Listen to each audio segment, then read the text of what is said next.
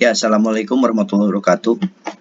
Selamat bertemu kembali dengan mata kuliah Kewirausahaan dan Inovasi di acara kuliah online bersama Andi Hermawan. Kita akan bicara mengenai Blue Ocean Strategy. Blue Ocean Strategy mungkin ilmunya baru 5 tahun terakhir atau 10 tahun terakhir turun ke dunia. Ditulis oleh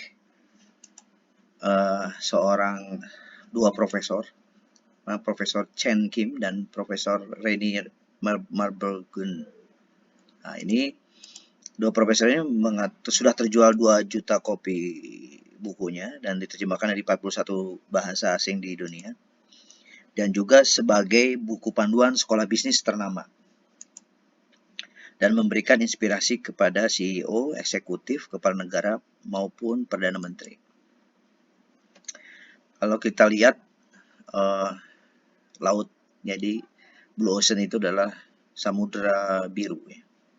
Samudra biru, di mana dua karakter ini disebutkan lautan merah atau samudra merah, yaitu semua industri itu terlihat dan wilayah pasarnya juga diketahui, dan mereka saling bersaing, bahkan mungkin saling berdarah-darah melakukan persaingannya, sehingga bisa saja satu perusahaan bisa jatuh, bisa merah, bisa berdarah-darah lah. Nah, tapi kalau laut biru itu semua industri tidak terlihat, bahkan wilayah marketnya tersembunyi, bahkan mereka saling bekerja sama untuk mendapatkan pasar. Ya. Itu disebut laut biru. Nah, apa sih bedanya antara Red Ocean dan Blue Ocean? Kalau Red Ocean itu batas industri didefinisikan dan diterima. Pasar ini misalnya pasarnya wilayah ini, pasar segmentasi ini udah jelas. Aturan permainan yang kompetitif dikenal. Kemudian perusahaan berusaha mengungguli pesaing, jadi saling bersaing secara tajam.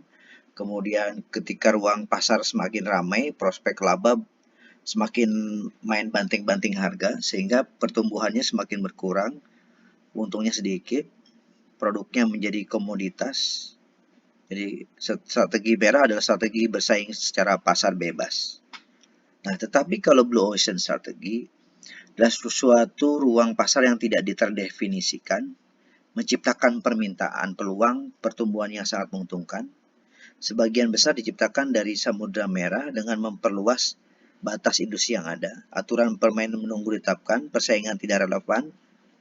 Strategi Samudra Biru adalah strategi yang menciptakan pasar baru. Contoh yang paling real di negara kita adalah adanya ojek online.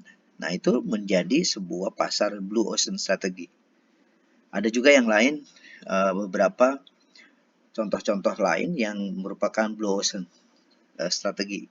Contoh, misalnya kebutuhan virtual office. Ada juga yang lain-lain di mana ini adalah menerapkan konsep dari Blue Ocean. The rising, ada beberapa yang faktor-faktor pasokan melebihi permintaan di sebagian besar industri, persaingan global semakin ketat gitu ya, sangat bersaing. Nah, masalahnya adalah komodisi produk dan layan dipercepat, perang harga, kemudian keuntungan semakin kecil, laut merah menjadi berdarah-darah, akhirnya saling berguguran. Yang pernah terjadi adalah antara maskapai penerbangan waktu dulu itu maskapai penerbangan masih banyak. Ada Sempati, ada Garuda masih eksis, ada Merpati udah nggak ada sekarang, ada Burak tadinya ada sekarang udah nggak ada. Itu persaingan ketat, ya. Sehingga muncullah laut biru, di mana laut biru ini sebenarnya telah ada selama beberapa waktu sebagai fitur kehidupan bisnis. Jadi mereka sangat bekerja secara bergerak terus berkembang, melakukan inovasi-inovasi, sehingga memiliki perbedaan yang sangat berbeda dengan produk yang lain, ya. Dan terus mengapa fokus pada strategi Samudra? Kalaupun kita Kalau kita punya pasar sendiri, kenapa harus kita berebutan dengan pasar yang sama? Perlu ada suatu strategi perusahaan strategi perusahaan dipengaruhi oleh strategi militer. Ini contohnya. Kemudian perlu menciptakan ruang pasar baru yang tidak terbantahkan. Berarti harus ciptakan kalau kita bersaing, misalnya gini, kita ada tukang cukur ya di satu tempat. Nah, ini bagus sekali, banyak yang datang. Nah, kita lakukan riset, makanya kita harus ciptain suatu cake. Jadi kalau sekarang kalau pasar merah itu berarti kita di dekat yang sama kita bikin lagi satu kios tukang cukur juga sama. Itu kan berantem jadinya. Nah, ini kita bedakan. Bisa juga kita bikin tukang cukur pakai aplikasi, tukang cukur panggilan dengan spesifik dan kita bisa datang ke rumah, bisa datang dipanggil di mana saja ya, selama batas waktu. Jadi yang dia hilangkan beberapa servisnya adalah servis punya tempat sendiri khusus, tapi kita yang datengin ke rumah langsung. Itu contoh dari Blue Ocean Strategy. Nah, impact-nya dari menciptakan sebuah Blue Ocean itu secara profit itu akan bisa lebih besar, revenue juga lumayan, dan kita bisnis launch juga nggak terlalu harus seribet yang dilakukan dalam Red Ocean. Nah, apa strateginya? Apakah perusahaan visioner abadi terus mengungguli pasar dan menciptakan samudra biru? Ya, itu yang menjadi sebuah kebutuhan kalau dalam rangka Blue Ocean Strategy itu harus terus-menerus menciptakan suatu inovasi-inovasi yang memang memiliki pasar yang berbeda. Kesuksesan yang ditemukan perusahaan-perusahaan ini adalah hasil dari kinerja sektor industri, bukan dari perusahaan sendiri. Langkah strategisnya adalah sebagai unit analisis, bukan sebuah perusahaan yang terus-menerus, tapi bisa juga secara hidup dia melakukan inovasi-inovasi produknya.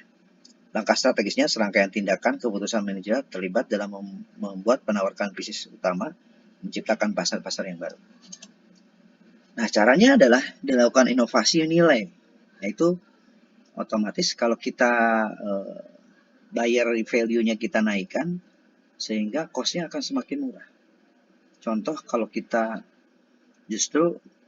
berpikir, misalnya kita naik Grab atau naik apapun itu mobile online gitu ya, atau kendaraan transportasi online, itu justru kok lebih murah dibanding kalau kita sewa mobil. Satu mobil kan misalnya sehari 500.000, atau pakai supir tambah lagi lebih mahal lagi 600 misalnya. Tapi dengan metode yang berbeda, pakai aplikasi semacam taksi, tapi tidak menggunakan atribut seperti taksi, seperti mobil rental, tetapi harga yang didapat akan pasti lebih murah. Kira-kira begitu ya. Itu proses penciptaan value.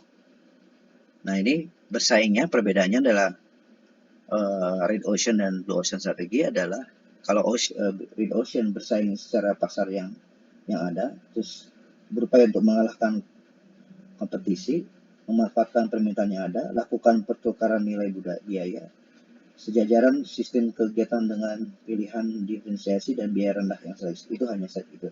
Nah, kalau Blue Ocean strategi itu buat pasar yang jauh beda, kemudian jadikan kompetisi tidak relevan, jadi kompetisi tidak sama lagi, susah untuk bersaing. Buat tangkap permintaan baru, hentikan trade-off pertukaran biaya tadi, kemudian sejajarkan seluruh sistem kegiatan perusahaan dengan mengejar diferensiasi dan biaya rendah. Jadi yang utama adalah perbedaan. Oke, untuk sementara itu saja dulu. Kita akan lanjut ke video berikutnya.